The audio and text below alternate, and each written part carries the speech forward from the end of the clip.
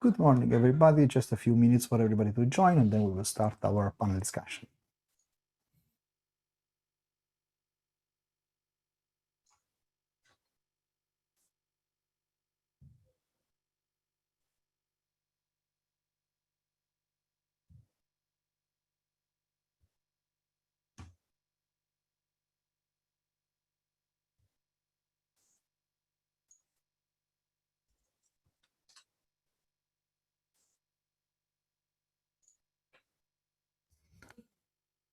Okay, good morning, everybody. I think it's about time to start.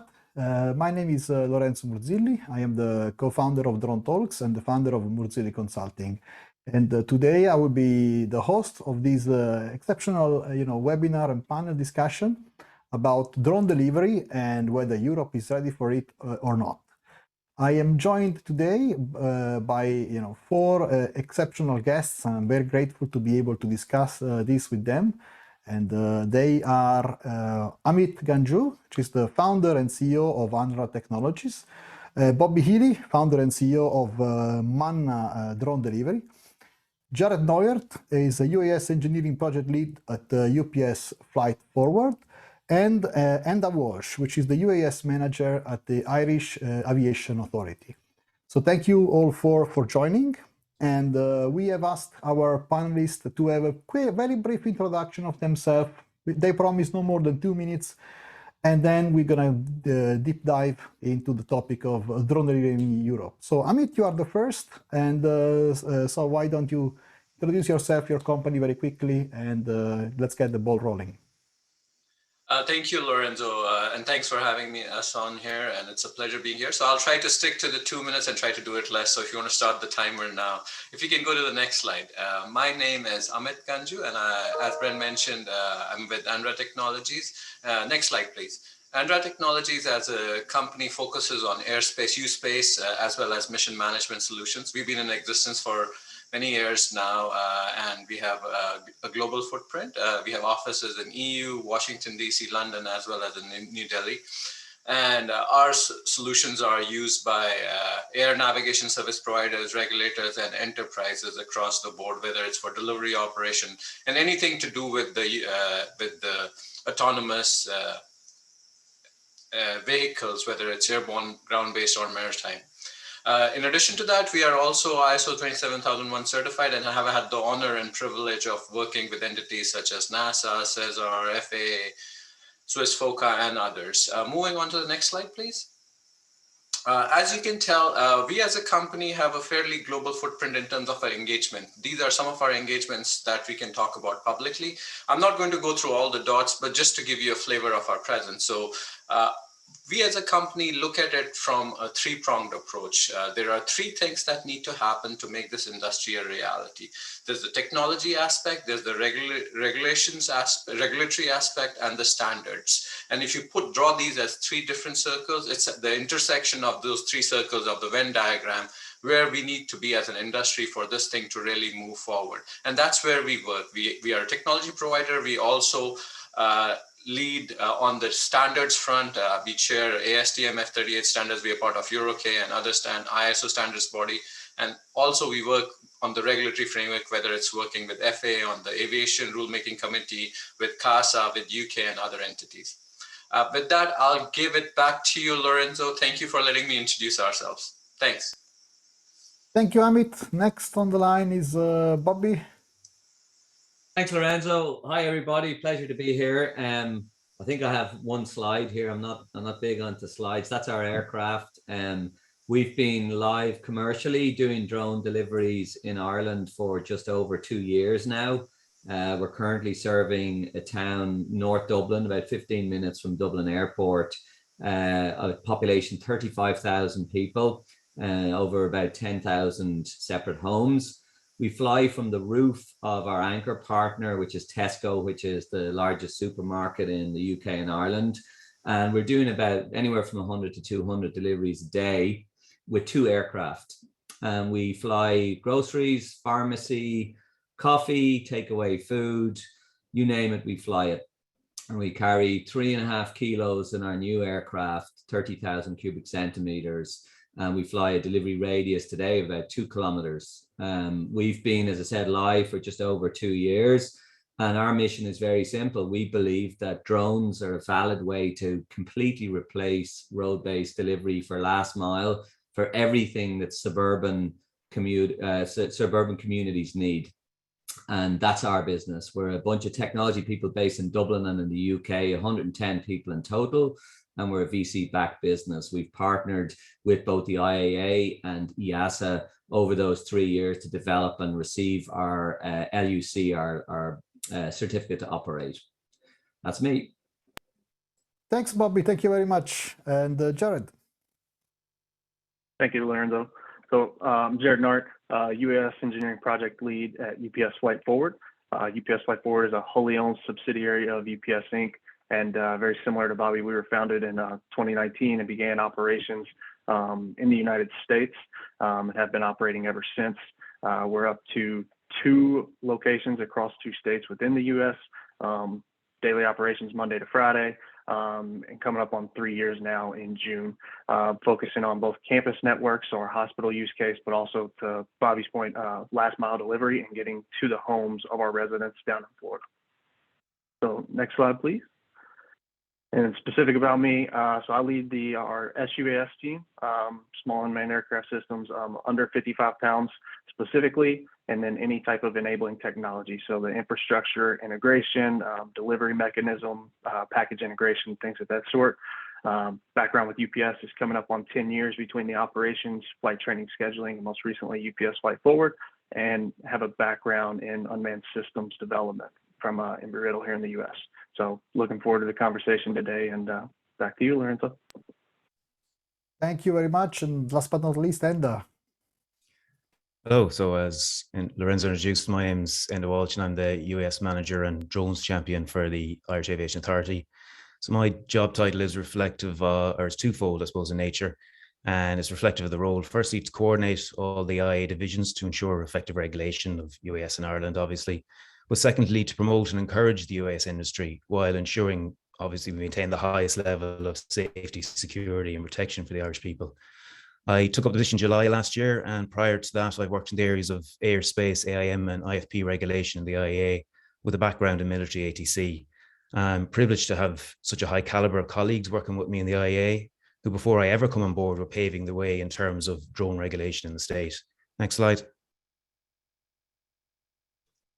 They've worked closely with Bobby, who's here today, in assisting Manna establish their operations safely and practically, and in obtaining their LUC, which is one of the first in Europe. It's been exciting to work with Bobby and his team as they progress their operation, and with the other operators who come to Ireland to work with us, both in testing and developing their projects, be it airborne, wind energy, or drone manufacturing, or UTM technologies. Next slide. And we like to consider ourselves, I suppose, as a regulator that's both competent and proactive, and think of Ireland as an ideal sandbox to build and develop technology in the drone space. We have a tradition of global aviation leadership, a proactive government in terms of policies towards aviation innovation. And just in general terms, I think drone delivery is already a reality in places around the globe, not just here in Ireland. And although challenges certainly exist to scaling, I think the regulatory standards and policy work, both at European and state levels, will ultimately allow that to take place and scale. Thanks, Lorenzo. Excellent. Thank you very much, guys, for the quick intro and for sticking to the timing. As you know, we are very wary of death by PowerPoint, and we want to keep this as engaging as possible. Speaking about engaging, everybody on the line, if you have questions for the panelists, there is a nice Q&A button on the bottom end of your screen. So just click there, ask your question. I'm gonna see it in the open question, the Q&A, and I will be asking the questions which I think are most interesting to our panelists. So feel free to do that throughout the duration of the webinar, not only at the end. And I will then use your questions, along the way. So that would be more engaging. All right, so let's get started. Fundamentally, the reason for this panel is very simple. Like a couple of months ago, I think, there was a very, very, prominent video made by Wendover Production. It got more than 1 or 2 million views as usual for these guys about the failure of drone delivery. And I decided to make a post out of that, on LinkedIn and say like, okay, I watched the video, I tried to understand what these guys are trying to say, and I made a summary of it. And I posted it on my LinkedIn profile, and it became the most watched post that I've ever made since I'm on LinkedIn, and definitely the one with most engagement, with dozens and dozens of comments and discussions, and et cetera, et cetera. And seeing the level of engagement again of the topic, we decided, okay, this is about time to actually make a panel out of it. And so I wanted to start this panel with a small summary of what that post was about, and then start to ask our guests here what they think about it. And the basic assumption of those who are not, let's say, those who are arguing that drone delivery is failing is that it's late to the market, right? The promise was to be faster than that. 10 years ago, we all remember Jeff Bezos announcing the big plans of Amazon. And fast forward 10 years, we are still not there. And it seems that there is some sort of an agreement that there are three main reasons why we are not there. Well, number one is the lack of access to airspace. And as you imagine, lack of access to airspace actually means less areas that you can serve with drone delivery.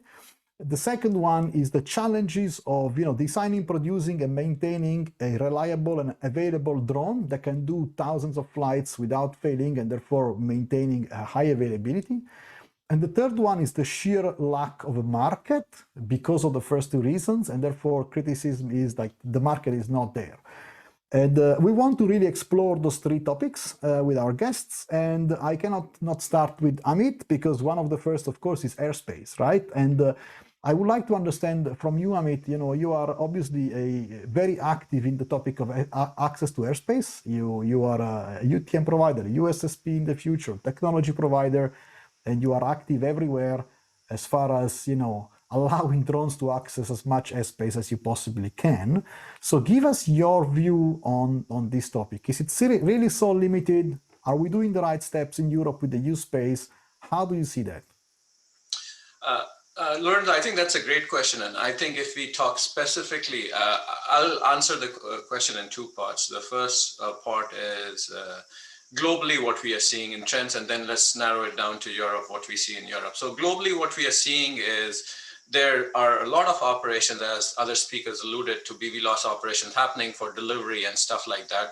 But what we are seeing is they're happening in areas where there is, especially if you're looking at scale, not just one-offs, there are a bunch of demonstrations that happen. But if you look at the operations at scale, they're happening in areas where the air risk and the ground risk is lower, right? So inherently, it moves into more suburban or rural areas versus dense urban areas. That's what we are seeing. Now, there are some experiments that are happening under special approvals and using VOs and other visual observers and other stuff, which allow within a limited geography, whether it's a couple of kilometers, 3-4 kilometers, we are seeing more density. Now, when you come into Europe with this whole U-Space regulation and the U-Space creation, I think it gives us a mechanism to speed up, in essence, these deliveries in a particular area. Now, how these airspaces get defined is the bigger question, because that's a discussion, and each EU entity may decide differently how much of airspace becomes U-Space and what the procedures and protocols are. But I definitely think it's a step in the right direction. And as long as you can mitigate the ground and air risk, and also to your point, it's not just the airspace, then having the aircraft side of it, having a reliable aircraft that can do hundreds and hundreds of operations and have the relevant fail-safes is important as well. Yep, and speaking about aircraft, Bobby, you have been flying now. You said 2 years, right? So I guess somehow you have access to airspace, or at least where you're flying. You must have a rather good drone. So what's your take on that?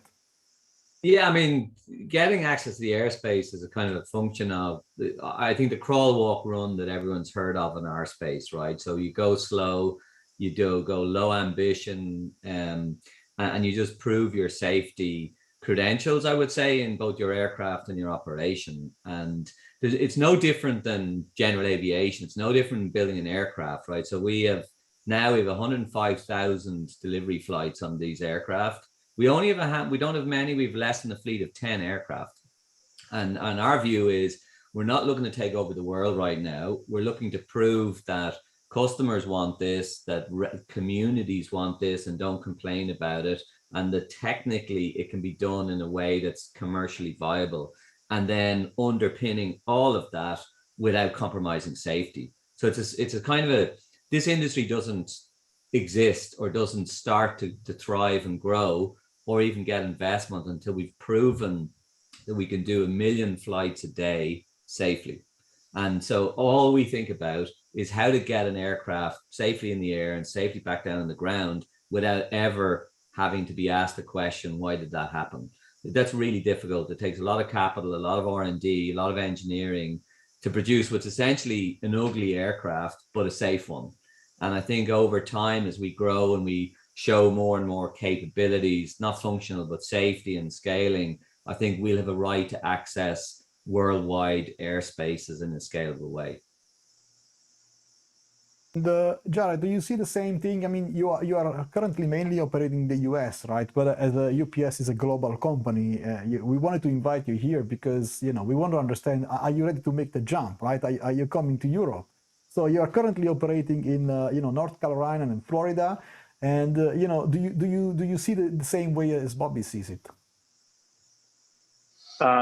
Absolutely. Yeah, we share a very similar perspective, and it sounds like we're working towards exactly the same thing, right? We want to generate and show the evidence that the market is there. We need to be able to do it in the safest fashion possible. To your point, the design, maintenance, sustainability, safety aspect of these aircraft needs to improve. So yeah, we're working through the exact same progression as Bobby and trying to generate. We need to be able to do X number of flights a day. We need to be able to do them safety. We need to prove the efficiency. And as important as anything, we need to prove that the market is there and the impact drone delivery could have on the space and the world as a whole.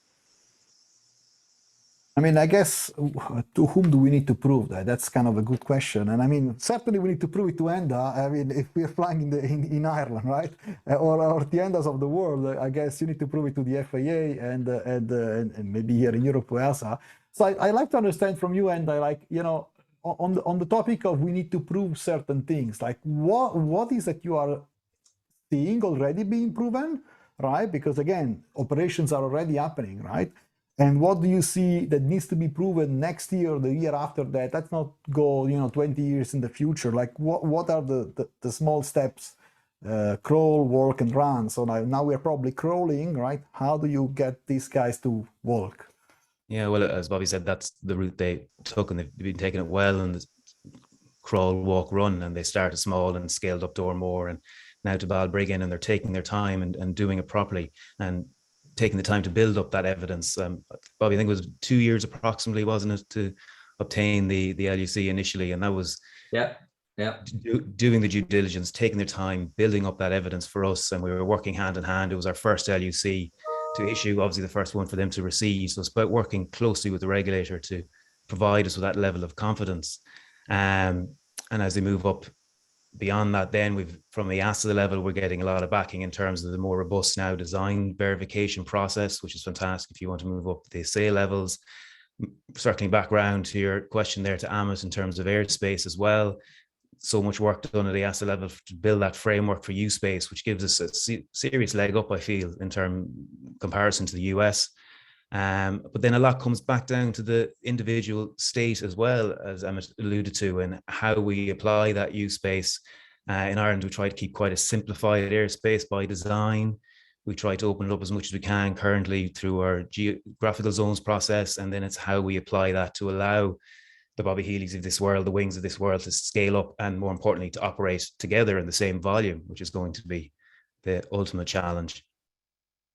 Yeah, and you know, I'm monitoring the chat as well as the Q&A while we're talking, you know, and Luis Navarro is just chatting there. You need to probe this to the ATC, right? These guys have the power to stop everything. And I mean, just maybe from continuing on you, Enda, like, what's the relationship with the ATC? Like, how do they see that? Because Bob is not so far out from Dublin, right? So I'm sure there is some, you know, relationship with the airport, but I don't know how is it going right now for you? Yeah, well, not so much for Bobby, because we've kept him outside of controlled airspace so far, but we have had other operators do smaller scale BVLOS operations within controlled airspace down in Shannon. And of course, there's going to be an apprehension there initially from ATC they're not used to dealing with this, but there was also an eagerness to know more, to learn, because they can see that this is the future. And again, step by step, we built up on that. And by the end of the project, they were coming to us going, when's the next one? What else can we facilitate here? We'd like to, I won't say experiment, but try a bit more with drones and see how we can develop this. So there's a good eagerness from the controller community in Ireland, I have to say. Sorry, you're right. You see somehow positively, of course, concerned, but positively. A fair few of them live in Balbriggan and come out all the time to look at it. So it's a great, like as Enda said, the sandbox we have there is really wonderful because it's 15 minutes from the airport and everyone can walk out and see it and to get all their questions answered by just being in the town looking up. Yeah, it's no more than the public in general building familiarity. It's the same with controllers, to build familiarity at small scale and develop it up. Yeah. So they're comfortable with the rate of progression. And there are a few questions popping up about, again, like how do you deal with detect and avoid? I wanted to ask, before asking Bobby specifically and Jarrett on the topic, I wanted to ask Amit more of a kind of abstract this question at a more of a global level, like the problem of detect and avoid, but not as a tactical means, but more like how do we avoid conflict with other aircrafts? And I know that this, of course, has been debated for the past 10 years, but you are very involved with the standardization activities, and I understand that you think that the UTM will play a role in that, and somehow supporting detect and avoid technology as such. Can you just give us an understanding of what is currently the world's view on the topic of detecting other non-cooperative and of cooperative aircrafts? Yeah, so that's actually a great question. And the way we are seeing it, it's going to be a mixed use airspace eventually, right? Right now you can stay in these segregated pockets, as Enda alluded to, like you create a cordoned off zone. And the challenge is there's unfortunately what's caused this misperception is there's a lot of buzz and hype people have created around this, and sometimes that hurts the industry instead of helping it. To the point we are discussing here, you have to have a methodical, step-by-step, incremental complexity in terms of risk. So when you talk about doing, like right now, segregated, let's talk about operations. Like for example, what Manna is doing, it's just Manna that's operating in that airspace. No one else is. There's no other drone delivery company that's operating in that airspace. But that's not a sustainable business model going forward. There'll be multiple that have to operate in the same airspace. So the interoperability becomes important. And to the point that you alluded to, the standards, how do different systems share the data with that while maintaining the business integrity and protecting confidential information which may give up their customer information. So there's interoperability standard, as many people may know. So there are different standards, like a couple of published standards from ASTM around remote identification and USS or U-space interoperability are there, which allow different providers to operate in the same airspace and share the data and do something called strategic coordination, which is pre-flight, you're already deconflicted. And then to moving on to the next level, when I'm in flight, how does the DAA work? Like, so you can have ground-based DAA, what we are seeing, right? Which is collection of data from different sensors, whether it's ADS-B, whether it's FLARM, whether it's EO, whether it's radar, and fusing that and making it available as a supplementary service to the operators to make informed decision. And then there's a tactical aspect of it too, like vehicles will eventually have some onboard capability and use that for deconfliction. So in essence, it's a combination. And what we are seeing, we have done like tons of BVLOS operations around the globe, and each safety case is a little different. So it's never based on the regulator. It's not a cookie cutter that a safety case that works in US will work in Europe, will work in APAC. I'm not sure if I'm quite answering your question, but there are key aspects that need to be covered, but each safety case has a different flavor based on the risk threshold. For me, it's interesting because I think a lot of time, there is this tendency of looking for the silver bullet, like which technology will allow me to fly BVLOS. And I think we have seen many going down this path of trying to find the silver bullet, and it doesn't exist, right? So somehow I think we are all giving up on the topic and say, okay, there is no one single silver bullet. We need to have some sort of a strategy, right? All together. All right, that's clear. Thanks for thanks. And Jared, there is a question in the chat about what kind of drone are you using, and in particular, like in the FAA in the United States, there is a slightly different approach than here in Europe as far as the aircraft airworthiness is concerned. You know, you going down to the so-called TC path, and here we are going to the EASA design verification path. But the bottom line is companies are going down this path to prove their aircraft, right? But somehow you are operating already now, right, without having those type certified aircraft. So how do you see this playing a role? Will it play any role in your ability to scale, or you think you could scale already now? How is the aircraft airworthiness going to play a role into this? Yeah, it's a great question, and it's a very important topic. Due to our 135 certification, it itself requires a type certified aircraft. That gets a little tricky today when there are no type certified unmanned aircraft, right? So we are currently today using the Matternet M2, which is in the TC process here in the US. But we as UPS Flight Forward expect to model our 135 very similar to our 121 operations of UPS Airlines, and expect to have a fleet of aircraft that we could use for the different use cases Amit kind of touched on. So with that in mind, the TC process is there. We expect all of our vehicles to become type certified at some point or another, enable us to scale, excuse me. But yes, until that process itself is further defined, it's a rather tough road today. But we're happy to work with our regulators here in the US and hopefully expanding to Europe sometime in the near future to do a very similar process with the LUC and the design verification process. And Bob, the same question to you. And like you already have the LUC, which is somehow the European version of the 135 for drones, right? Yeah. But what about the drone? Like, how are you using drones today? They are not yet airworthiness. They don't have a TC or a DV. Yeah. What are the plans? How does it fit?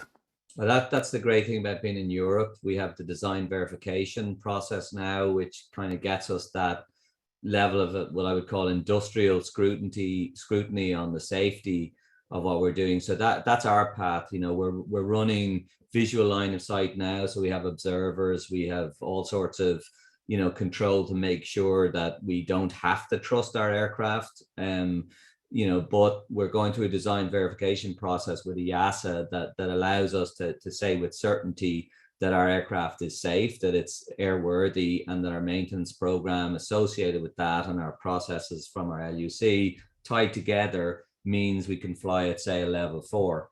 And say level 4 to a commercial operator is a viable operation. That's an operation where you can actually serve customers in a profitable way.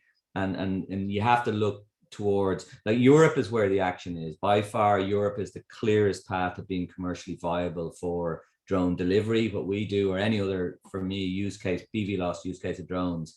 And I think that underpins the ability for investment capital to come in and support technology companies. So a company like us, we need to raise investment, unlike, the big guys, the Amazons, the Wings, even the UPSs. We need regulatory certainty to power the investment, which lets us hire people, build the product, and so on. That's where Europe is the place to be. And as Enda said, Ireland as an incubator for these businesses is absolutely perfect, because you're within the EASA umbrella, plus you have absolutely rotten weather to harden your aircraft. I mean, we fly in just the most miserable, in Ireland we call it poxy weather, for anyone who just wants a little bit of Irish there. But if you want to test, come here. And if you want a regulator that's willing to support you at a pace that you need to develop technology, be in Ireland or be in Europe, because this is what's enabling our business to thrive. But design verification, summary design verification is what gets us there. All right, so that seems to be definitely a step, almost like a mandatory step, both in the US and here in Europe. So actually my original post was not too wrong, because design verification actually, or TC, it's basically your ability to design, a proper aircraft, right? And the proof that you have actually managed to do that. So that's something that both of you consider crucial. Let's talk business a little bit, because I think that's where it gets a bit juicy, and I don't want to reveal again any commercial secrets here. But if you find my post and you go down in the comments, I think 90% of the comments are of people that are saying, look guys, You can have your design verification, you can have full access to the airspace, all what you want. We just don't believe that there is a business case there. There ain't one. So at the end of the day, when your VC money is over, you're just gonna, disappear because simply there is no money to sustain your business. So I like to ask this question first to Bobby, because I know that you are passionate about the topic, maybe then to Jared, especially in Europe. But do you see this business? Obviously you see it, but why so many people don't? Because they don't know what they're talking about. Drone delivery, the raw technology, the cost to operate an aircraft for a delivery at scale, just so everyone knows, is going to be about $1 per delivery, right? It costs today to use a human on the road producing CO2, dangerous. It costs $6 to $9 to operate that. Yet delivery platforms are thriving at huge amounts of capital, and most of them are profitable. So without a question, it is viable. And all of the experts that I hear talking about it on LinkedIn, and you know who you are, you don't have the data to back up your argument. And I'll debate it all day long, but I do have the data. And I do know that it takes $1 to run a delivery. And I know what the revenue is per the delivery. So anyone out there wants to have a debate on this, hit me up on LinkedIn, and I'm happy to take you on. There hasn't been a single person yet that I haven't brought over to the dark side. Awesome. And Jared, what about your point of view? And then I come back about this, because this is, I think, the key here. How do you see it from a UPS perspective? I tend to agree with Bobby. I'm not prepared to comment on what the actual price per delivery metric needs to be. But what I will add is, anyone in the space that doesn't think it's viable, I would probably caveat that with their perspective. Maybe it's not viable in the short term, right? And what does the short term actually mean? So with that in mind, UPS Flight Forward, we're here. We see the potential, we see the viability, and we do expect it much sooner than I'd say most others in the space. So we're excited about the future of drone delivery. I want to pick on Bobby. Now I'm going to take the side of those who don't believe you, Bobby and Jared, and then I want to go to Amit about this topic, because you said the cost of drone delivery at scale is going to be $1 per flight, right? So I would like to understand, expand that at scale, and expand what do you actually need for that at scale to happen? Great question. So that's what BVLOS equals at scale, right? So with beyond visual line of sight, you don't need all the additional observers and pilots to monitor your aircraft. So what you have is some ratio of pilots to aircraft, and it might be 5 to 1, or it might be 10 to 1, or 20 to 1 of aircraft to pilot. That's where your cost gets diluted by the number of deliveries. And we see with design verification and say level 4, we get to profitable unit economics next year, we believe, right? So what does that scale mean? Then your input costs become battery depreciation, motor depreciation, maintenance costs, diluted costs of that person to number of aircraft, and all of the normal overhead of a business. But you very quickly, once you have BVLOS, get to profitable unit economics. Excellent. I like that, because it introduces two concepts here. You're talking about BVLOS. Also, we circle back to Amit's point at the very beginning, like how do we do that, and how do we do it? I start to feel, and Enda, maybe you can help me here, but and Amit as well, that U-Space is going to be what will allow that BVLOS to happen, given the current status of tactical onboard detect and avoid systems that don't seem to be able to manage, the need. And the second topic is automation, because you mentioned, Bobby, 1 to 20, 1 to 10, 1 to 30, one pilot 30 drones or one pilot 20 drones. That would basically mean, automation on normal operation, flying by contingency of the aircraft, and all of that kind of stuff. So first, I would like to ask Amit, again, circling back on that, how far away are we from having these three pillars that you mentioned, like technology, regulation, and standards, that will allow, let's say, the Bobbies of the world to have a scalable BVLOS operation? So I think, just to frame a question a little bit better, on a regulatory standpoint, I think on the U-Space regulation, we have it. It's there, right? It exists, and everybody can read it, and we even have means of compliance. What about technology and what about standards? And then I would like to ask the same question about onboard detect and avoid. But let's start with the use space. Regulation is there. Talk us about tech and standards. So if I can take a step back, so regulations are there, but what we are seeing is each state in EU is not necessarily looking at the regulations at the same pace and thinking of rolling out the things at the same place, even though you have the January 2023 deadline. So I think it'll be a staggered approach. It's not like overnight you'll wake up, turn the key, and whole of Europe lights up. Now, some people, that would be an ideal world, and I'm happy to be proven wrong. But I think in a crawl incremental phase, I think it'll happen in phases. In terms of regulations, let's assume regulatory framework is there. In terms of standards, there are interoperability standards, and these have been tested, trialed and tested. Like we can use Swiss FOCA as an example, right? And you came from that world, Lorenzo, right? So you know, we actually, that was the Switzerland was leading Europe in terms of trying different standards initially in their draft form, and now you have a nationwide voluntary remote ID deployment. We tested the now published ASTM interoperability standard in Switzerland, and that's been suggested as a means of compliance for the use space regulation as well. So that's from a standard. So I think I don't think we have all the problems of the world solved, like from a DAA point of view and stuff like that. But from an interoperability point of view and airspace access point of view, we have the standards there. And then in terms of technology, technology always leads regulations. And I don't think technology, you throw out a challenge, industry will come up with the solution. So I think we have enough building blocks already available amongst the industry players that allow us to run these safe operations, but you have to look at the overall safety case. And I'm going to go probably, and Bobby is probably not going to like my statement here, but I'm going to make it anyway because I like him. So, so what we are seeing is, yes, scale will happen and we'll get to that $1 a delivery kind of model eventually, but not tomorrow, because one to many has to happen. Like Lorenzo, you said, till one to many happens, your cost per operation is going to be higher. And then what we are seeing is in different markets, and I can't comment on Ireland because we haven't done any operations there. Bobby is the expert there. But other markets where we have done, we are seeing the use case leans more towards there's novelty aspect of it, novelty of a delivery versus the need.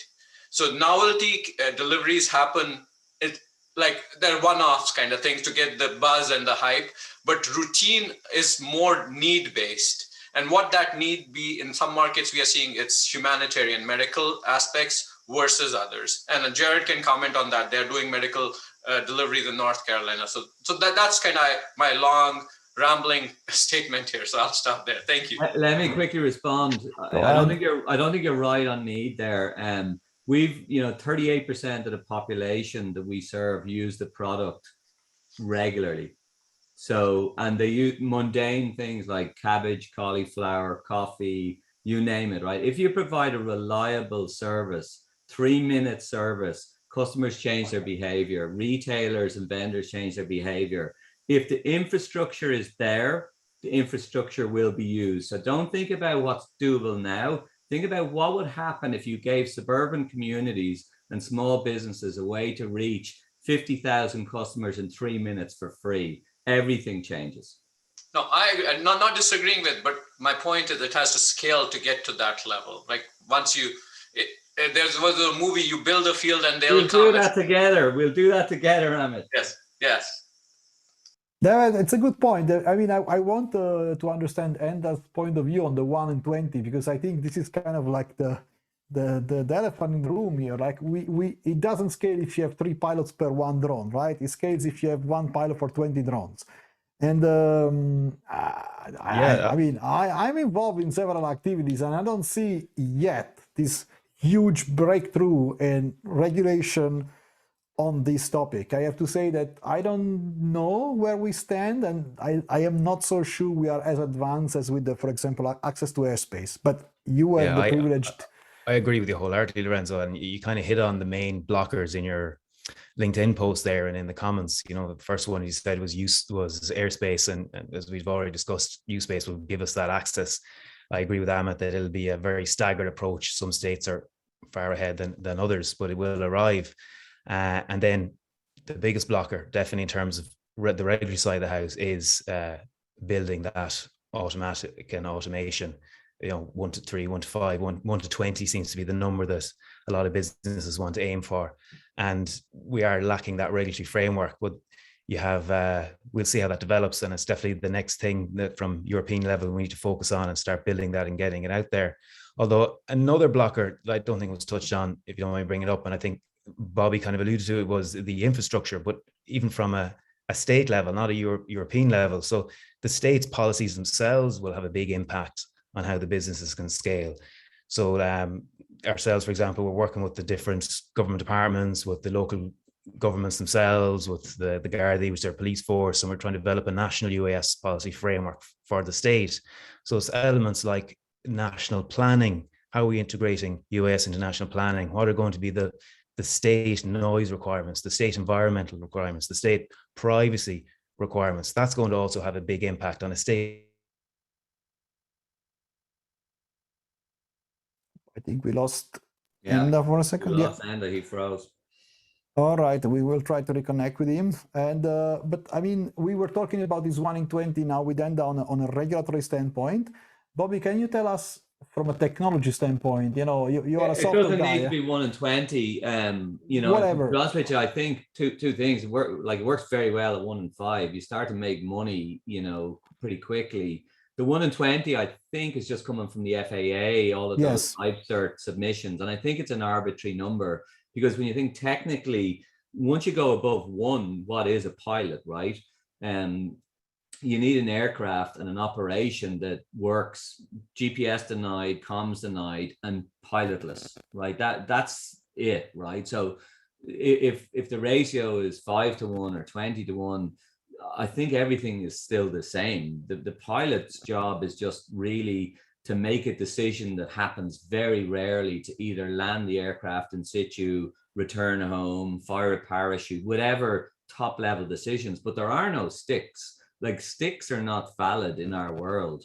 So that role will change. And therefore the ratio is relatively arbitrary. But from a commercial point of view, it starts to work. You start to be profitable pretty quickly, like after probably even 2 or 3 aircraft per person would work very well. We have Enda. Right. Sorry, I dropped out there. I'm not sure at what point it fell.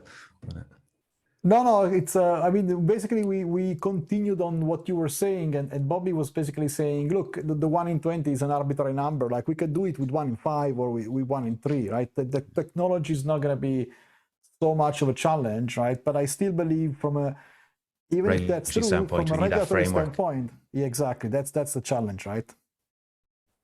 Yeah, wholeheartedly agree with that.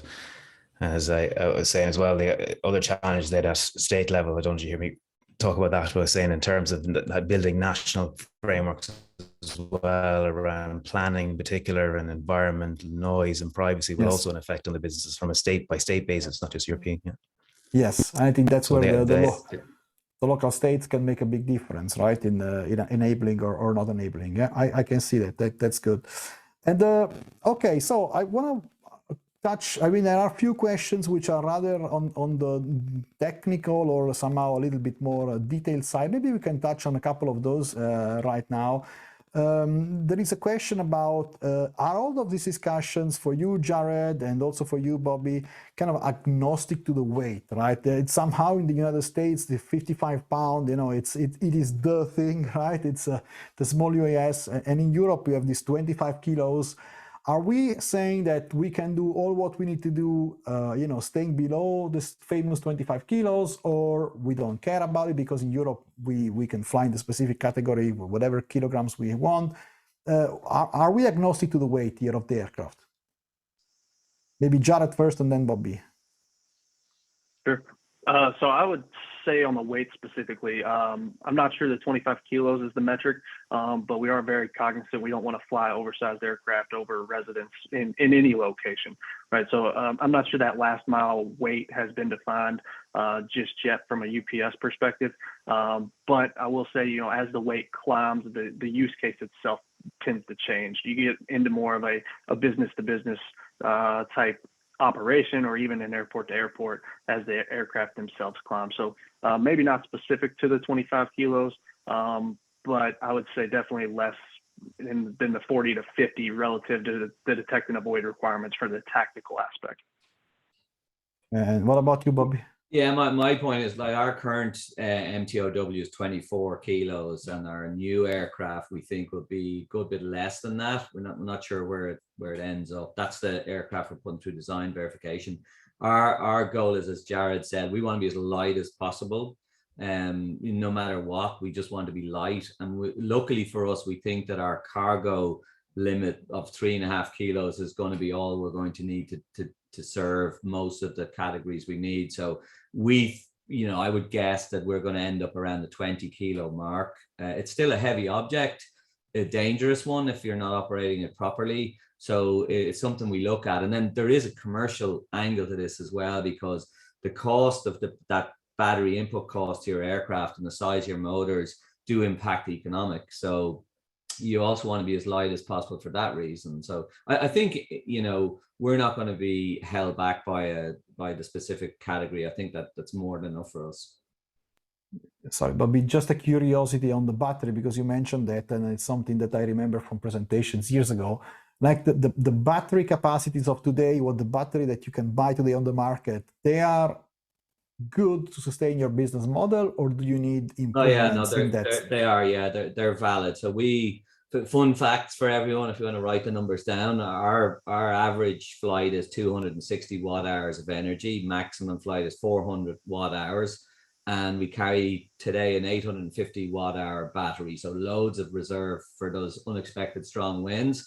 And we use lithium polymer. We're moving to lithium ion because it's a more stable battery technology, and we'll use 1.4 kilowatt battery. And so if you look at why we think about this is, look, worst case wind changes, all that stuff, maximum range, standard, way to think about things.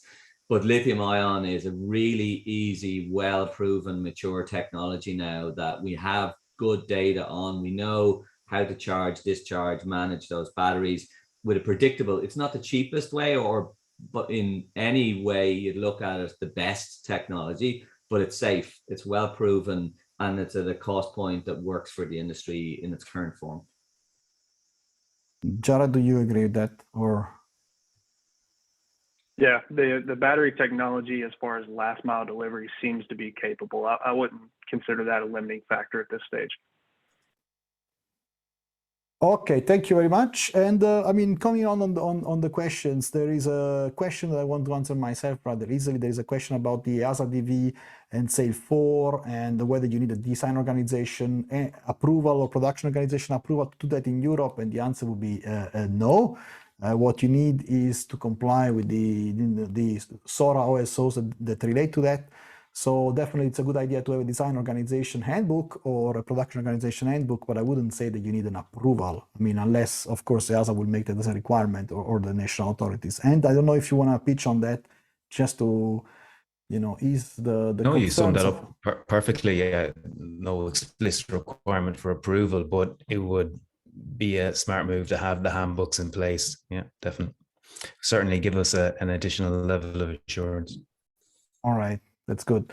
And there is a question about insurance. I don't know, maybe Enda, do you have any specific requirements on the operators that you approve about insurance, and how is this topic dealt with by the authority first, and then maybe Bobby and Jared, how do you see this impacting, if at all, your ability to operate? Yes, so we have insurance requirements based off, and the specific number of the regulation escapes me, but the same that applies for manned aviation captured for commercial drone operations. So we apply that directly, and we don't have any additional state requirements on that. Yeah, and for us, there's actually lots of specialist insurers for the drone space, and actually a number that are specifically underwriting drone delivery. And it's funny because insurance is a game of numbers and data, and they don't have any numbers and data. So I think it's a big unknown area, and right now it's a negligible cost, with lots of operators willing to underwrite it. I think that'll all change as we scale, and I think that's where tight regulatory environment will support us, because then an insurer can say, look, if an aviation regulator is given this the green light, there's a certain degree of knowledge gone into this that we can rely on to be able to underwrite it. And as we start to grow and companies like us start to grow, that data will start to get collected, and data on accidents, God forbid there's an accident, but data on, you know, unexpected things that happen will start to get collected, and they'll be able to refine their business models and get closer to normal insurance. But for now, it's definitely not in the way, but something we keep an eye on. All right. Yeah, but and you, I would agree with Bobby as well. Yeah, so I think you hit the nail on the head there, Bobby. I can't remember who gave the talk at Amsterdam Drone Week there, but it was one of the insurance reps, and he talked about the importance of data, but also the lack of data, and how they're crying out for it and trying to gather it as much as they can, because their actuaries, their underwriters don't really know what to do with drones as such right now, and they're trying their best. But the more we share that data, the more we provide to them, the better quotes you'll get ultimately. Excellent, thank you. I have a question about communities. Like somebody before mentioned, you know, you gotta have customers, you gotta have communities that support your operation, and but I mean, you also need to somehow, you know, deal with the haters, right, or those who are just generally against. So what I would like to understand from both from Jared and Bobby, and then from Amit again, more from a global perspective, is like, what efforts do you see are important today? Obviously, at a local scale, maybe for you, Bobby, in Balbriggan, and for Jared in, you know, North Carolina or Florida, where you're specifically operating, how those efforts will scale, right? What are you actually doing today to engage with those communities? And can you do that at global level? Can you do it at Irish level? Like, can you deploy your people to explain drone operation to every citizen? Or how is it going? I'm very curious about that. Yeah. So we have a lot of data now. So Oranmore, so the town in Galway that we operated in, had 10,000 people, and we had 0 real complaints. So, you know, a couple of people complaining about wildlife, but right now there's no data on wildlife, but complaints nevertheless. And we just show them the necessary respect and talk to them and be open with them about how we operate, and that solves that. Balbriggan is much more dense. It's a very densely populated area, 35,000 people. We're flying 2 kilometers out. So we're going to be flying over a lot of uninvolved people that didn't ask for a drone delivery. And we're flying at about 60 to 70 meters over their homes. And we've got, out of 35,000 people and now about 4 months of operation, we've got about 15 complaints. So that's kind of the number. And most of them, you know, without being disrespectful, most of them are disingenuous. Like, some of them are at 3 in the morning complaining about our drones, and we don't operate at 3 in the morning. And some of them are, I have a parrot, and my parrot flew into the window and it's your fault. So some of them are, they just don't want drone delivery. So the real issue we have, it's not of noise, because noise is not an issue. We make less noise than an electric car. It's not about privacy, because that's easy, right? You don't record any data, you don't have any recording equipment. It's actually just about, I don't want you in my town. I want the world to be the way it was, and I don't want to use the airspace for commercial, you know, purposes. And I respect that, and you can't argue against that, because that's just a philosophical difference, right, about what the future of the world should look like. So you have to respect those people and make sure that you mitigate where you can mitigate, and have all of the information available to communities. The good question you asked there, Lorenzo, is that scalable? Can I scale up those conversations? No, you can't. And we manage the community very closely. We have an open and frequent dialogue. We visit the schools, we visit the chambers of commerce. Everyone is on our side. It's because we work so hard to make sure that's the case. But as we start to scale up, that won't be the case. And a great example, you know, we recently posted a video on TikTok, right? And it got 3 million views so far in less than a month, right? And there's about 800 comments in there. And many of them, I won't say, you know, the majority, many of them are about shooting the drones down and, you know, what about the birds and all these things. So when you don't manage the conversation, and it is, you know, the Wild West, there is a lot of negative perceptions about what we do. So it's up to us as an industry collectively to make sure that we respect those communities that we go in, that we're clear about how it all works and what we do, and that we err on the side of caution when it comes to the altitude we fly at, the distances, the frequency, all those things. And we've certainly architected our service to fly and always fly a short range so that we don't fly over as many houses as frequently as we can. And we fly as high as we can within energy and weather, ability. But it is something, the reckoning is coming, and we need to be very, very careful about how we manage that. I wanted to ask quickly, if I may, just quickly to Amit on this topic, because I think it's an interesting point of view on how, because UTM, and somehow service provision of UTM, they want to manage flights. Like you wanna create flight path as well as geographies. And I guess, are you factoring in like community concerns, right, when you are thinking of planning a given flight? Like, for example, I was always a fan of flying high, and I remember when I was fighting the regulations, at the time when I was in FOCA, people were trying to put the drones as low as possible. I was like, why don't you put it as high as possible, right? And because the risk is there is general aviation there, and I know 300 meters or 400 meters. So how are you factoring this into your, let's say, software-driven decisions on flight planning? And we only have 5 minutes left, but I think this is an interesting point. Yeah, so I'll answer the question in two parts. So the first part is yes, UTM is unfortunately a very loosely used term. There are different services that enable a UTM ecosystem. So yeah, there are value-added services like route optimization, which takes into account your terrain, obstacle, population density, and other C2 coverage data, GNSS coverage data. So yes, the short answer is yes, there's technical capability. We currently are supporting delivery operations in 4 countries around the globe, right? So we have a wide array, and some of our value-added offerings are used for route optimization. In addition to the standard, what people talk about UTM, providing the operator based on the performance characteristics of the aircraft, because if his battery life only gives him 20 minutes of flight time, I can't plan a route that takes 30 minutes, right? Those kind of things get factored and we optimize the route. And so the short answer is yes, that is not an inherent UTM capability, but that's a value added or a supplementary service that is available in the ecosystem. And also to touch on the question that Bobby and Jared were trying to get to, in terms of community acceptance, based on our real world experience, what we are seeing is there's a higher you have to do very little to no convincing if it's for humanitarian purpose. Like we are supporting medical deliveries as well as food and consumable deliveries.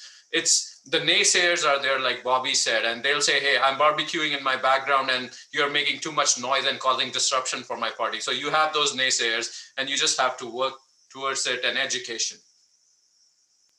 Thank you. Enda, you wanted to add something? I think I cut you out. Yeah, I was just going to say, like in general, from the European societal acceptance surveys, and even in Ireland, we've done it on Dublin level. The societal acceptance in general is quite high, and it's interesting that the same concerns float to the top, which would be safety, privacy, and noise. And Bobby's approach has been very effective. Almost the town hall approach, going out and speaking to people and assuring them of their concerns. And then from a regulatory perspective, it's on us to have clear state policies in place on the noise level. Maybe don't increase it beyond the ambient noise in the area. Have very clear guidelines in terms of privacy and what cameras can be carried and what they shouldn't and should do. And once those clear guidelines are in place, it's beneficial for the operator, but also to assure and assuage the concerns of the public in general. But I think definitely Bobby's approach of almost the town hall one-to-one has proven time and again to be the most effective. Yeah, it is. It's very good. Just on Lorenzo, your point about altitude, the constraint around altitude is energy, right? Because you use so much energy going up and down. But actually, the unavoidable part is we descend to about 15 meters to deliver. So we're always going to be, you might be getting your, broccoli delivered and you're happy about that, but your neighbor is now got a drone 15 minutes away or 15 meters away. So there you optimize for speed, right? You descend as fast as you can and you get out of there as quickly as you can, but you're still there for 45 seconds. And some people just don't want that ever. And so that's something I think Amit said it. It's about engagement. It's about respectful communications and a clear data set that you provide these people with. This is the amount of noise we make. This is where we were. When they complain, we tell them when the flight was, how close we were to them, and we tell them the decibel level because we've measured that. So we at least give them the data and show them respect. And that part is scalable, but the actual conversation is probably less so.